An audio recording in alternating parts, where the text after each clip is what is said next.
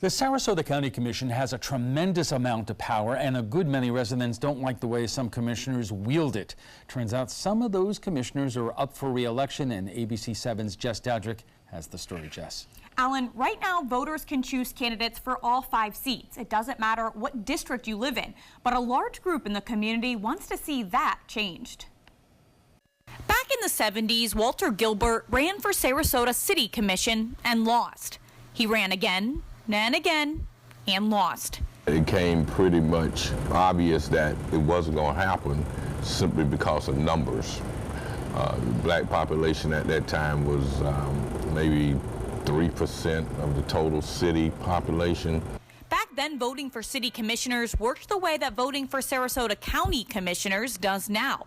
Residents weren't voting by the district they live in, but instead at large, voting for all of the commissioners that they wanted to see sit on the board. It was the 1980s when that changed in the city. We determined that the only way it was going to be able to be changed was through the courts. So a lawsuit was filed against the city. The community won, and single district voting was initiated. Since then, voters in the city can only vote for the commissioner that will be elected to represent the district they live in. At least you have a voice. You know, anytime you have a voice inside the room, it makes things different. You know, Martin Luther King said once that, you know, you could stand outside and throw rocks at City Hall all day, but until you get inside that building, that's when you can start making changes. Now, 25 years later, the same community is pushing the county to do the same thing. Convert what's now at-large voting to single district voting. Kendra Muntz, president of the Sarasota Alliance for Fair Elections, is leading that charge.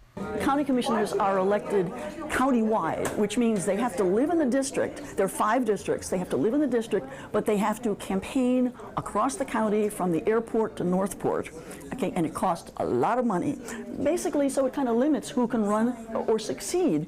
Muntz thinks this would make commissioners represent the district more accurately. We elect our state legislators in single-member districts. We elect, of course, our federal representatives. And all over the country, this is something that is commonly used. So it's time that we got with it. Muntz says right now, developers are controlling the elections by putting thousands of dollars into these elections. This is going to be beneficial for all the citizens, all the voters, and all the people of Sarasota County. Sarasota Republican Chairman and State Representative Joe Gruters disagrees. And what the Democrats and the liberals of Sarasota are trying to do is they're trying to hijack the system because they can't win countywide, or they think they can't win. Right now, all 5 county commissioners are Republican.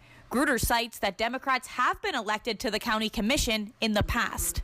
With good candidates, Democrats can win.